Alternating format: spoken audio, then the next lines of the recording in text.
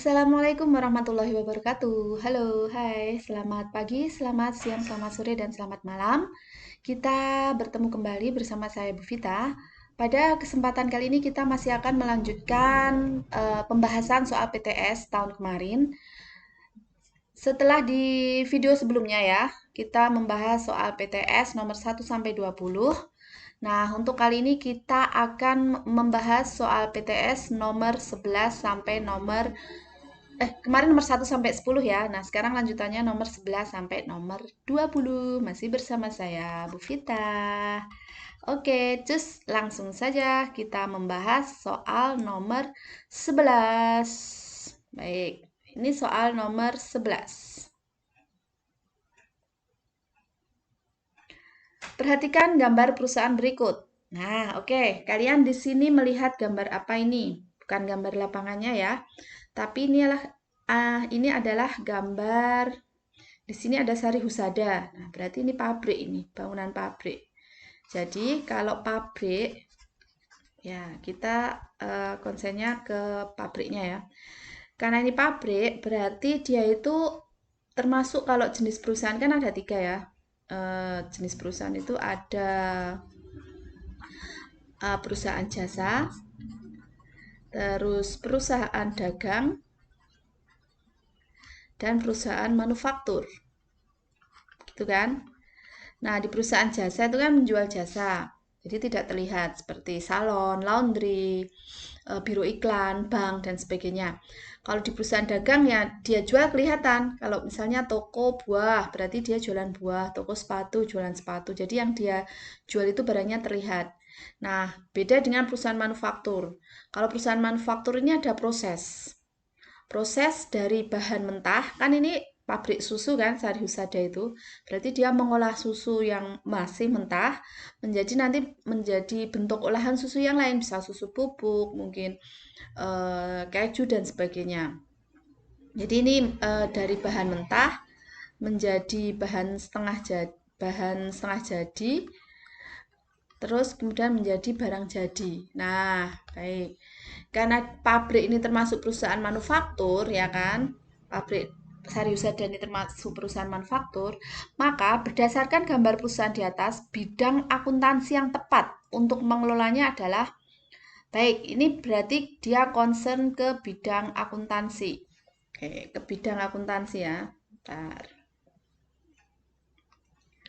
Bidang akuntansi yang tepat untuk mengelolanya adalah di sini ada akuntansi anggaran, ada akuntansi biaya, akuntansi keuangan, akuntansi manajemen, dan akuntansi pajak. Baik, coba kita review sebentar bidang-bidang akuntansi ini.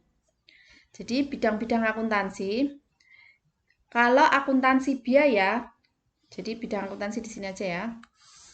Bidang akuntansi itu dibedakan menjadi banyak sih sebenarnya, tapi yang paling umum, yang paling bisa kita temui, itu yang pertama adalah akuntansi keuangan. Akuntansi keuangan. Nah, akuntansi keuangan ini dia menitik beratkan pada laporan keuangan. Jadi siapapun itu pihak internal maupun eksternal yang membutuhkan informasi ekonomi atau laporan keuangan, nah dia yang membuat itu. Jadi ini secara unit ekonomi secara keseluruhan. Jadi dia concernnya ke laporan keuangan. Nah, terus ada juga akuntansi biaya. Akuntansi biaya.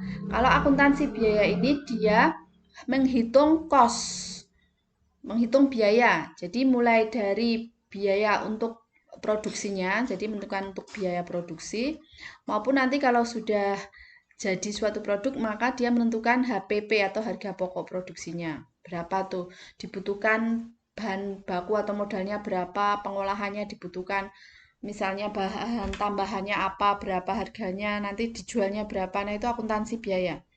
Terus ada juga akuntansi manajemen. Akuntansi manajemen. Kalau akuntansi manajemen ini dia lebih ke pengelolaan perusahaan atau pengendalian perusahaan. Jadi bagaimana cara mengelola perusahaan yang baik, cara memanage perusahaan yang baik, supaya karyawannya bisa sejahtera, supaya jalannya produksi bisa bagus, dia memanage semuanya. Itu akuntansi manajemen. Terus ada juga akuntansi pajak. Akuntansi pajak. Kalau akuntansi pajak, ini dia lebih menitik beratkan pada penentuan objek pajak.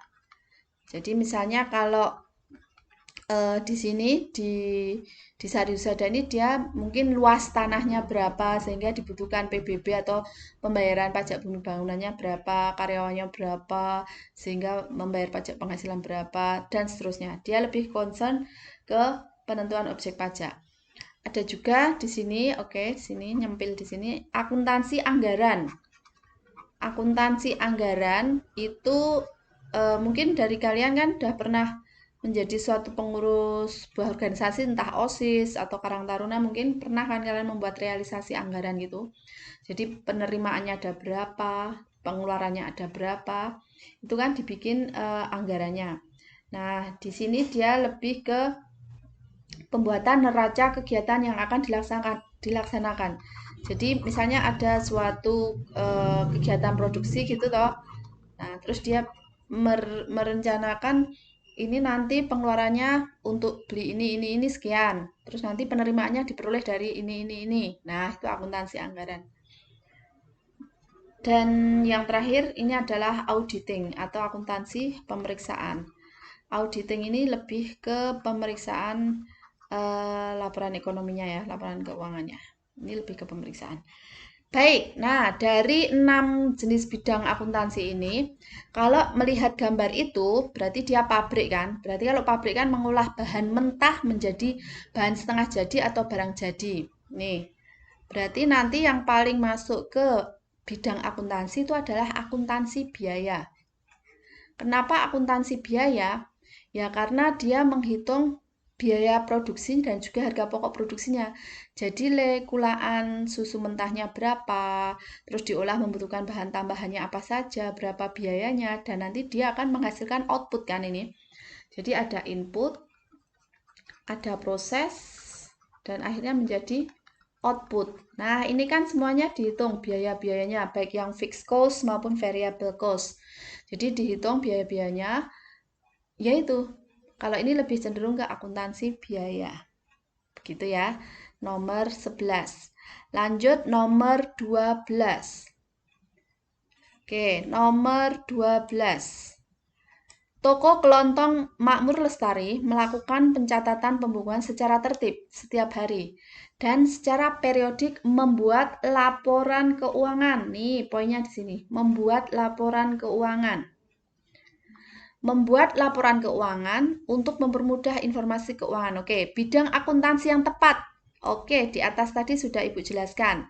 Bidang akuntansi yang dia membahas tentang laporan keuangan atau pembuatan laporan keuangan itu adalah akuntansi keuangan. Oke, ini valid no debat ya ini. Jadi sudah langsung nomor 12 adalah akuntansi keuangan. Sip. Lanjut nomor 13. Oke, perhatikan gambar ini. Ini adalah gambar bea cukai. Apa itu bea cukai? Ya, bea cukai. Ya, jadi bea cukai itulah kantor yang kegiatannya itu mengurusi kegiatan ekspor impor dan cukai barang atau bea masuk dan cukai barang. Kalau di Jogja ini di seberang Lanut Adi Sucipto. Nah, bea cukai di situ kantornya di Jogja. Jadi misalnya ada barang-barang dari luar negeri mau masuk ke Indonesia melewati kepabeanan ini. Baik, berdasar gambar di atas, fungsi bidang akuntansi yang digunakan di dalamnya adalah untuk, nah, jadi akuntansi apa yang ada di dalamnya dan gunanya untuk apa? Jadi kepentingannya akuntansi di bea cukai itu untuk apa? Jadi di sini ada dia pencatatan atau ada kegiatan akuntansi itu untuk apa di bea cukai ini? Kita lihat yang A. Mencatat transaksi keuangan dan penyusunan laporan keuangan no. Kalau ini nanti lebih ke apa akuntansi keuangan ya. Jadi enggak. B. Mencatat segala biaya masuk dan biaya keluar dari. Nah, ini. Jadi untuk segala kegiatan apa ekspor impor, barang masuk, barang keluar, yaitu nanti melewati biaya cukai ini. Nah, kalau hanya lewat gitu aja, nggak ada pencatatan kan tracingnya susah, melacaknya susah, sehingga diperlukan pencatatan atau akuntansi itu. Jadi, fungsi akuntansi di sini adalah mencatat segala biaya masuk dan biaya keluar dari kegiatan ekspor impor dan cukai barang. Baik. Kalau yang C, D, C administrasi keuangan negara itu nanti ya lebih ke mungkin bisa ke DPR ya. Jadi kalau yang C ini bisa mencatat administrasi keuangan negara itu bisa DPR, pembuatan APBN dan sebagainya kan. Kalau yang ini misalnya perhitungan pajak, nah ini bisa ke Pratama kantor pajak atau DJP. Ini bisa ke KPP Pratama atau Dijen Pajak. Terus yang E membantu para manajer atau pimpinan dalam, nah ini ke manajer suatu perusahaan. Kalau yang gambar ini dia masuk jawabannya yang B. Baik, lanjut. Nomor 14. Berikut adalah hal-hal yang berhubungan dengan bidang akuntansi. Udah. Tadi di atas sudah saya bahas. Ada perencanaan biaya. Tadi yang gambar pabrik Sari Husada. Ada pengendalian biaya. Dan ada penetapan HPP atau harga pokok produksi. Oke, valid no debat berarti ini adalah akuntansi biaya. Ini relate dengan yang nomor 11 ini ya. Nah, jadi di sini ada biaya berapa, terus pengendalian biayanya seperti apa, harga pokok produksinya berapa. Nah, itu akuntansi biaya. Akuntansi manajemen pemerintah yang belum kita bahas yang pemerintahan ya, yang manajemen tadi kan sudah. Kalau pemerintahan ini nanti akuntansinya diterapkan di lembaga kepemerintahan, lembaga pemerintahan. Misalnya ya bisa di kantor DPR, mungkin bisa juga di KPK, bisa di MPR, macam-macam akuntansi pemerintahan itu. Akuntansi anggaran sudah ya tadi, akuntansi keuangan sudah. Oke, 14E. Lanjut nomor 15. Pernyataan yang sesuai dengan deskripsi akuntan pemerintah. Nah, akuntan pemerintah itu berarti kalau akuntan pemerintah itu orangnya ya. Akuntan pemerintah berarti seorang akuntan yang dia bekerja di lembaga pemerintahan. Nah, dia kerjanya sama pemerintah, lembaga pemerintahan. Di antara nomor 1 sampai nomor 5 ini, manakah yang sesuai dengan deskripsi akuntan pemerintah? Nomor 1, Bapak Farhan bekerja sebagai dosen akuntansi di UNY. Pemerintahan bukan? Bukan ya, karena ini sebagai dosen, berarti ini adalah akuntan pendidik. Akuntan pendidik. Berarti yang ada nomor 1 salah. Berarti ini salah, salah. Sekarang nomor 2, Bapak Akbar melakukan pemeriksaan terhadap keuangan negara. Nah, berarti dia kerja ini kan di pemerintahan atau untuk negara, berarti yes, nomor 2. Terus nomor 3, Ibu Laras bekerja sebagai staf keuangan di Kementerian Keuangan. Oke, masuk. Nomor 4, Bapak Adri menjadi accounting pada kantor pelayanan pajak. Nah, pajak kan juga pemerintah. Oke, jawabannya berarti 2, 3, dan 4. C. Nomor 5, Ibu Nirwasita bekerja sebagai kepala bagian keuangan PT Adikuasa. Nah, karena PT ya berarti dia swasta, bukan pemerintah. Nomor 15, C. Oke, lanjut ya. Nomor 16. Bapak Yuda bersama teman-teman kuliahnya yang sudah lulus kuliah bekerja sama mendirikan sebuah kantor akuntan yang melayani segala macam jasa akuntansi untuk apapun bentuk organisasi yang membutuhkan, baik usaha yang murni mengejar keuntungan maupun usaha nirlaba. Nirlaba itu berarti yayasan dan sosial dan sebagainya yang dia tidak murni mengejar keuntungan. Jenis kantor akuntan tersebut termasuk dalam profesi akuntan apa? Nah, jadi profesi akuntan itu ya Sama seperti profesi lainnya, sama seperti guru, dokter, polisi, macam-macam gitu. Cuma untuk akuntan itu nanti di-split atau dibedakan lagi menjadi bidang-bidang yang lain untuk profesi akuntan. Misal ya, misal untuk profesi akuntan. Tadi udah ada ya di atas ada akuntan internal. Internal itu berarti dia bekerja di dalam suatu perusahaan dan digaji oleh perusahaan itu.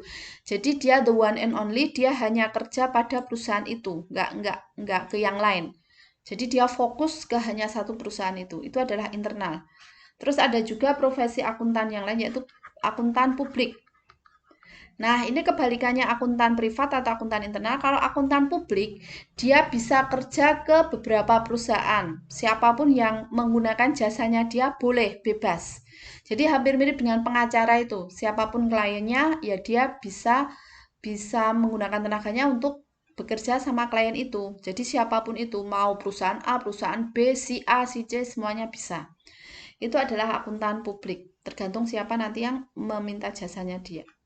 Terus ada juga akuntan pemerintah. Akuntan pemerintah ini yang seorang akuntan yang dia bekerja untuk pemerintah. Misalnya dia di BPK, bisa juga di pajak, bisa juga KPK. Nah, dia akuntan pemerintah. Terus ada juga akuntan pendidik. Nah, kalau akuntan pendidik berarti yang seorang profesi, dia seorang profesi yang men-share atau membagi ilmu akuntansinya. Bisa guru, bisa juga dosen, dan sebagainya. Itu adalah akuntan pendidik. Baik, kalau menurut pertanyaan di sini, dia kan melayani segala macam. Nah, untuk apapun bentuk organisasi. Jadi apapun siapapun yang membutuhkan, oke, sini. Berarti di antara 4 ini paling masuk yang bisa in out. Kalau ini kan hanya in. Nah, yang bisa in dan out adalah yang publik. Nah, ini bisa hanya satu perusahaan. No, kalau satu perusahaan internal ya. Jadi dia bisa out. Dia bisa melayani keluar segala macam jasa perusahaan yang membutuhkan jasanya dia. Baik, jadi di sini adalah akuntan publik jawabannya. Oke, kalau akuntan pendidik tadi udah, privat udah, akuntan manajemen nggak ada ya. Manajer adanya bukan akuntan manajemen. Lanjut, nomor 17.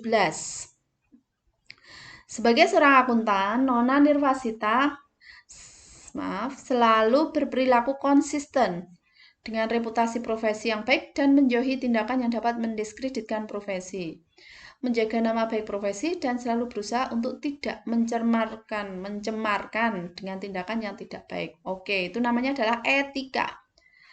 Di segala macam profesi, tentu saja ada etika profesinya yang harus do and done, yang harus dikerjakan dan enggak boleh dikerjakan. Semua profesi saya yakin ada itu. Jadi kalau kita bekerja dalam suatu lingkup ya harus ada etika-etikanya. Bahkan dalam berselancar dalam dunia maya, dalam berinternet apapun itu kita juga harus ada etika. Namanya kalau di dunia namanya adalah netika. Jadi etika yang digunakan di dunia maya. Misal contoh simpel ya. Misalnya ujaran kebencian atau hate comment itu nggak boleh. Jadi itu termasuk pelanggaran etika ya. Mungkin juga hoax, penyebaran berita yang tidak benar. Bisa juga penipuan nanti lewat internet, macam-macam. Jadi netika itu sama seperti etika di dunia nyata, di dunia real. Tapi kalau di dunia maya namanya netika. Baik, untuk yang nomor 17, selalu berperilaku konsisten bla bla bla bla, dapat menjadi tindakan yang mendiskreditkan profesinya. Nah, berarti dia, si Nona Nirwasita ini, sudah menerapkan etika profesi akuntansi yang mana? Ini benar semua sebenarnya. Ini semuanya etika profesi akuntansi. Baik, sekarang kita kupas satu persatu ya untuk etika profesi akuntansi. Etika profesi akuntansi ini, kalau di Indonesia, itu oleh IAI namanya, Ikatan Akuntan Indonesia, itu memang ada namanya kode etik. Kode etik itu ya etika itu yang ada di setiap profesi. Nah, kode etiknya IAI, kode etiknya Ikatan Akuntan Indonesia, itu ada 6. Yang pertama, tanggung jawab profesi.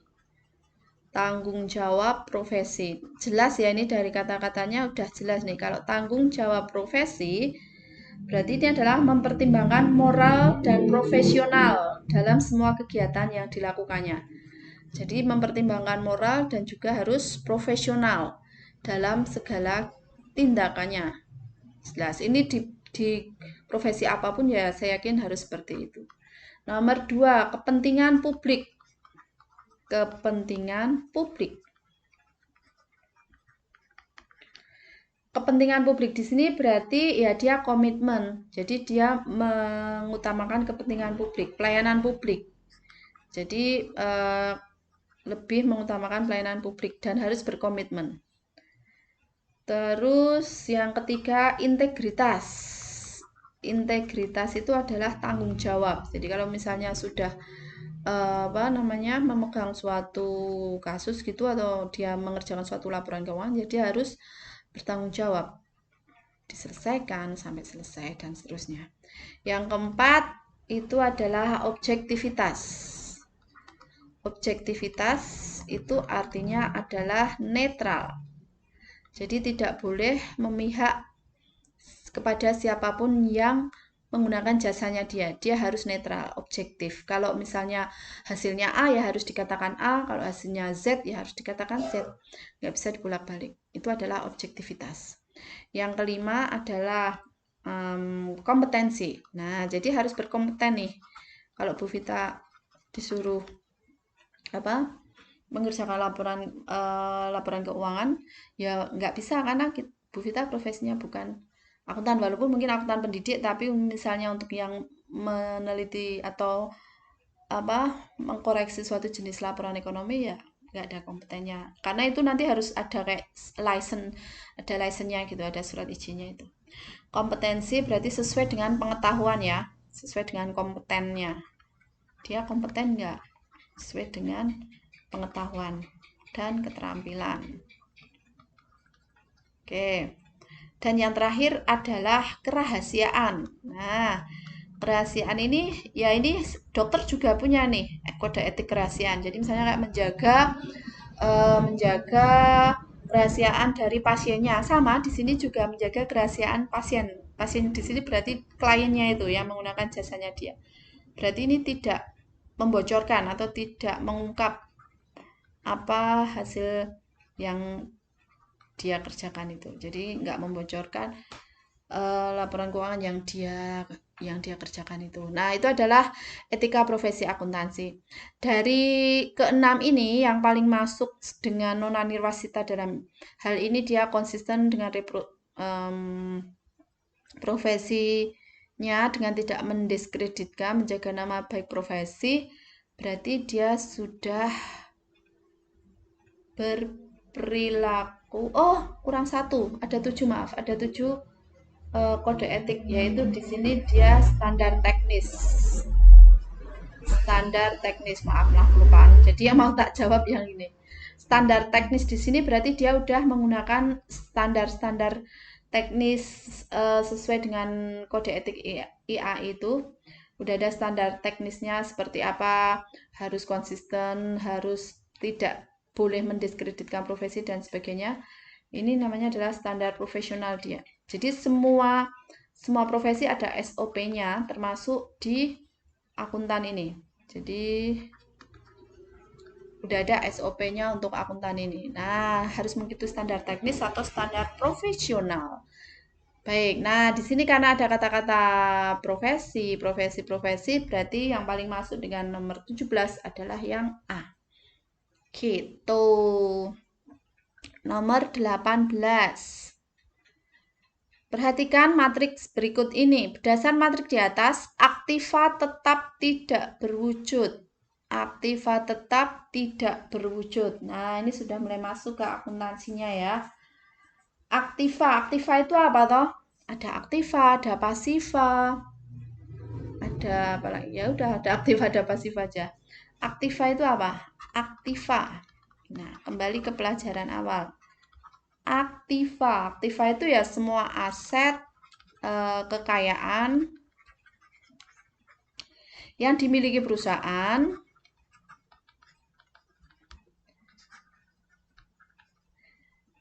yang dapat diubah menjadi uang tunai. Itu yang disebut dengan aset.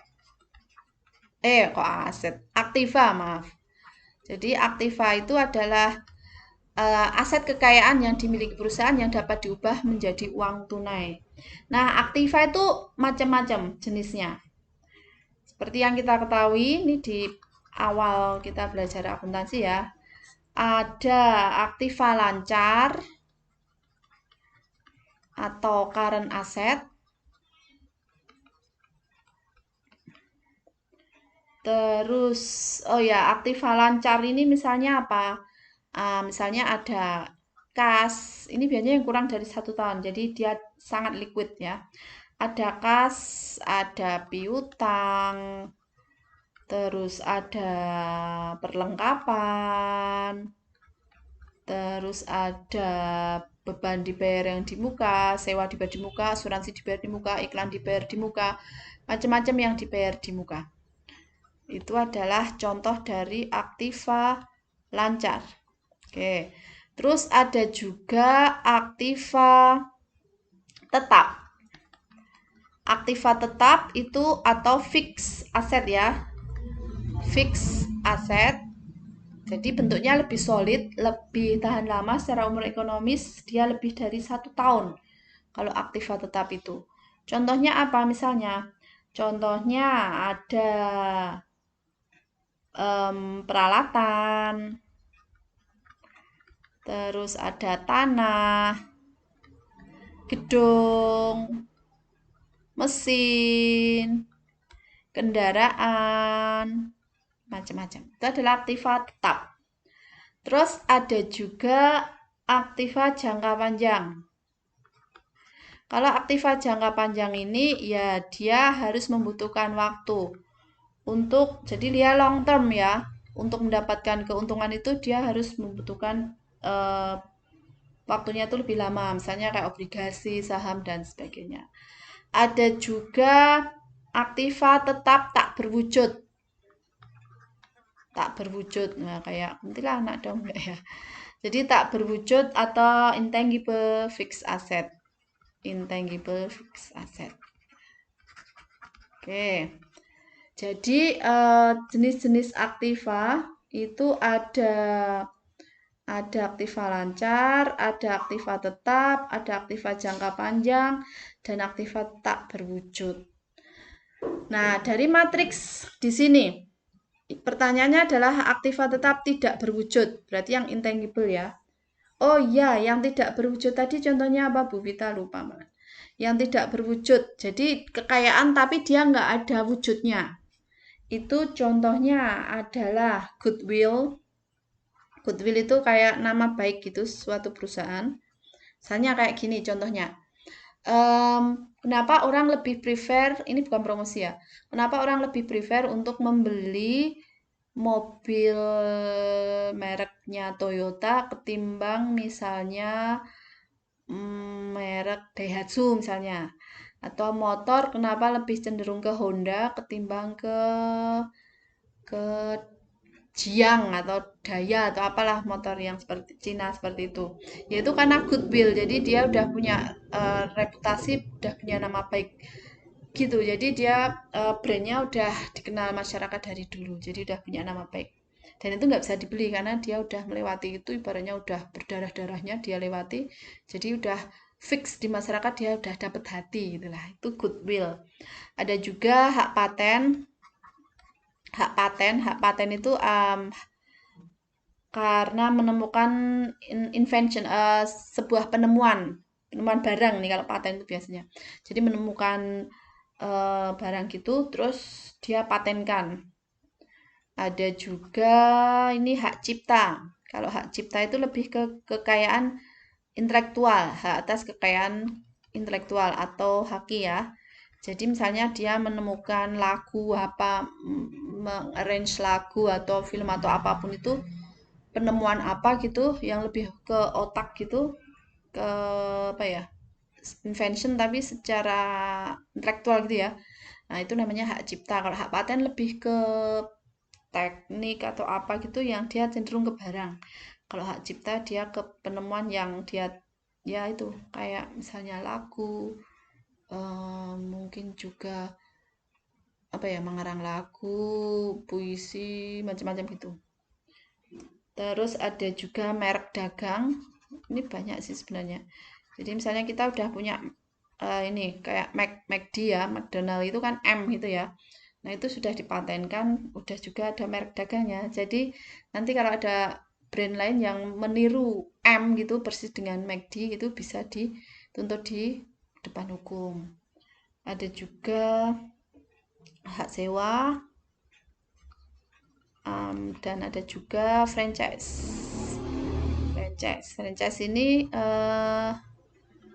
kepemilikan ya. Jadi kayak waralaba. Nah, betul bahasa Indonesia adalah waralaba. Jadi dia mengkomersilkan formulanya dia atau tekniknya dia atau produknya dia. Jadi bisa dipinjem pihak lain. Jadi untungnya franchise atau waralaba itu kita nggak usah promosi terlalu banyak karena dia misalnya kita mau franchise, maaf ini misalnya Alfamart, Indomart gitu ya. Dia kan udah di mana-mana, udah terkenal gitu ya. Kalau kita membuka itu ya kita nggak usah repot-repot lagi untuk promosi gitu. Jadi udah langsung aja buka. Tapi ya itu tadi ada sisi minusnya yaitu kita harus sharing profit, kita harus berbagi keuntungan. Jadi untuk yang pihak pihak Indomart, Alfamartnya berapa, untuk kita berapa. Nah, itu. Itu adalah aktiva tak berwujud. Nah, dari situ, dari pengertian itu, maka yang termasuk dalam aktiva tak berwujud adalah goodwill ya, jelas ini. Terus royalty, aku lupa nulis di bawah ini ya, royalty. Royalty adalah ini bisa masuk ke kalau hak cipta menggunakan miliknya dia, maka dia dapat royalty. Sini. Nah, itu namanya royalty. Oke, terus yang masuk yang lain adalah franchise, terus hak paten. Oke, berarti apa tuh? A 2 B1 C1 C3 C ya. Oke. Lanjut nomor 19. Perhatikan transaksi ini. Berdasar transaksi di atas yang termasuk ke dalam jenis transaksi internal. Jenis transaksi internal. Jenis transaksi itu kan ada dua. Transaksi internal dan transaksi transaksi eksternal. Transaksi internal itu adalah transaksi yang hanya berkutat di circle satu perusahaan itu. Jadi hanya di satu perusahaan itu. Misalnya apa? Misalnya, jadi ada internal ya. Kalau internal berarti dia hanya dalam perusahaan itu, dalam perusahaan. Wujudnya apa? Wujudnya bisa memo. Misalnya surat dari kepala bagian A ke bagian gudang atau bagian penjualan nanti ke bagian gudang dan seterusnya. Itu disebut dengan internal. Ada juga transaksi eksternal. Transaksi eksternal itu berarti transaksi yang melibatkan dengan pihak luar. Jadi melibatkan pihak luar. Nah, kayak jual beli itu kan melibatkan kita dengan pihak lain, pihak luar. Nah, itu eksternal. Tapi kalau internal tadi ya hanya berkutat dalam satu perusahaan itu saja, nggak keluar-keluar. Penyusutan barang itu kan hanya berada di dalam perusahaan itu. Tapi kalau sudah membeli, menjual yang melibatkan pihak luar, berarti itu adalah eksternal. Jadi yang melibatkan pihak luar, misalnya transaksi yang penjualan pembelian secara kredit, berarti nanti butuh faktur, ya kan? Terus ada juga kwitansi, bukti sudah diterimanya sejumlah uang. Kita nerima dari siapa? Dari pihak lain kan? Berarti sudah eksternal. Ada juga nota debit, misalnya untuk transaksi retur atau pengembalian barang yang rusak atau enggak sesuai pesanan. Berarti kan dengan pihak luar juga. Nota debit, terus nota kredit, cek, BG, dan sebagainya. Itu adalah transaksi-transaksi yang melibatkan pihak luar atau eksternal. Berdasarkan transaksi di atas yang masuk ke internal. Internal ya, berarti yang dalam ya. Yang dalam itu adalah kalau penerimaan pendapatan kan berarti berasal dari kegiatan jual beli gitu kan. Berarti kalau jual beli berarti dengan pihak luar kan. Nah, berarti ini adalah X. Pemakaian perlengkapan ya dia hanya misalnya beli apa ya, perlengkapan printer misalnya, ya yang pakai kan perusahaan itu sendiri kan, bukan beli printer terus nanti yang pakai saudaranya saya atau yang pakai perusahaan lain gitu kan, enggak. Jadi pemakaian perlengkapan itu masuk ke internal. Pembayaran beban gaji karyawan. Nah, ini di sini yang menjebak di karyawan. Karyawan itu termasuk pihak eksternal perusahaan karena dia kan hanya datang kerja dapat gaji udah. Jadi dia tidak involve ke perusahaan tersebut, nggak nguplek-nguplek banget gitu lah. Nah, jadi kalau pembayaran beban gaji itu antara perusahaan dengan orang lain, dalam hal ini adalah karyawan. Berarti ini adalah eksternal. Terus yang keempat, penyusutan aktiva tetap. Nah, misalnya beli kendaraan, dipakai terus-menerus kan selama 1 tahun. Nah, itu kan nilainya menyusut, terjadi penyusutan. Yang mengalami penyusutan kendaraannya siapa? Ya kendaraan kita sendiri, bukan kendaraannya orang lain atau perusahaan lain. Karena yang membeli kita ya yang menyusut, mengalami penyusutan ya kendaraan kita. Berarti ini adalah internal. Penghapusan piutang tak tertagih. Ya, sometimes ada piutang-piutang atau misalnya kita jualan terus dia membelinya secara utang, berarti kan kita punya piutang. Tapi mungkin sometimes dia mengalami nggak punya uang atau bangkrut, kebakaran dan sebagainya. Nah, masuk ya kita tega seperti itu. Misalnya dia sama sekali udah nggak punya aset gitu untuk mengembalikan pinjamannya, ya udah berarti nanti ada penghapusan piutang. Ini internal juga karena itu keputusannya dari pihak perusahaan sendiri mau diadakan penghapusan piutang apa enggak. Jadi piutang-piutang yang nggak tertagih diputihkan atau dihapuskan. Karena ya kemungkinan besar nggak akan bisa tertagih. Mungkin bisa karena perusahaan yang punya pinjaman itu pailit atau kebakaran atau mengalami apalah hancur dan sebagainya. Sehingga dia tidak bisa mengembalikan pinjamannya. Akhirnya ya kita hapuskan piutangnya.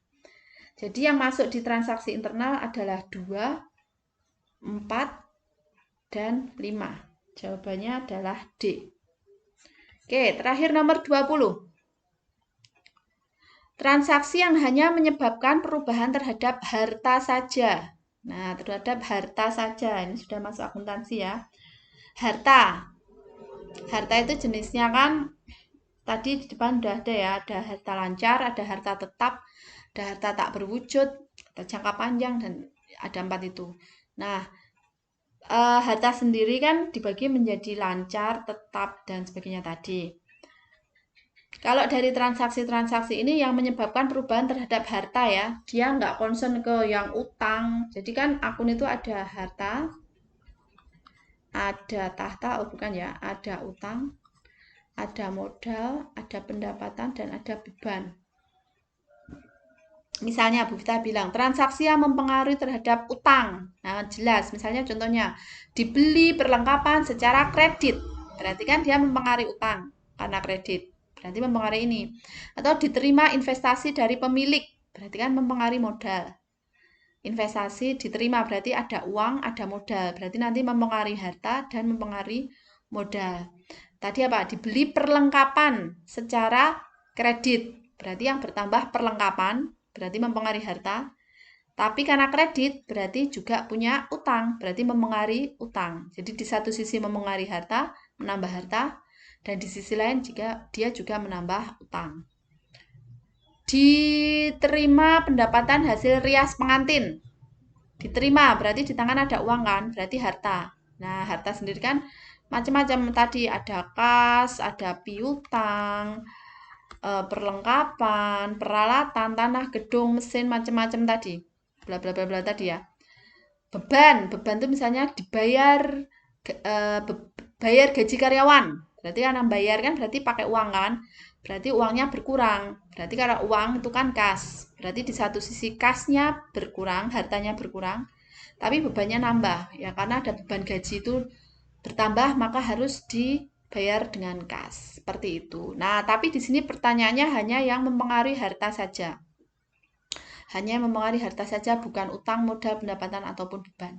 Sekarang kita lihat yang nomor 1. Dibeli perlengkapan secara tunai. Membeli perlengkapan secara tunai.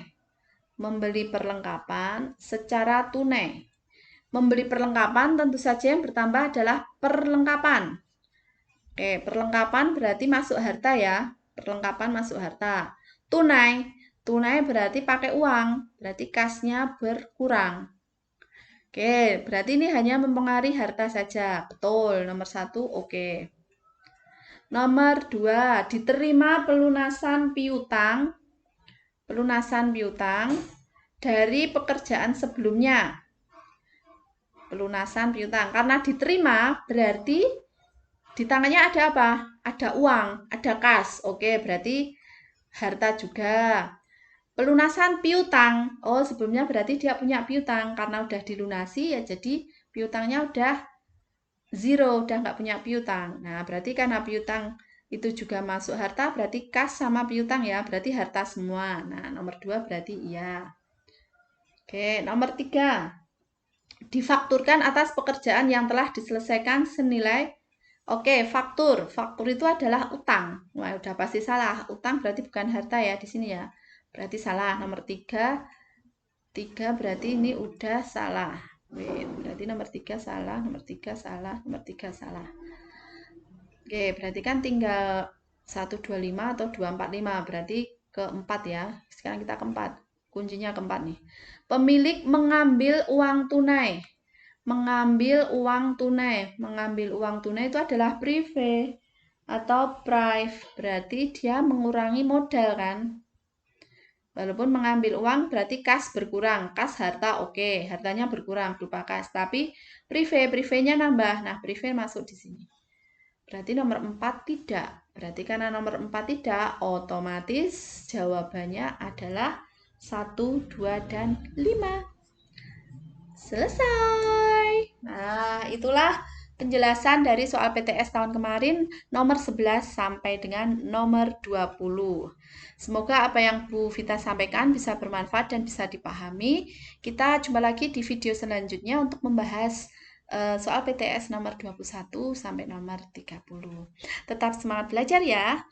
Billahi taufik wal hidayah. Assalamualaikum warahmatullahi wabarakatuh. Dadah.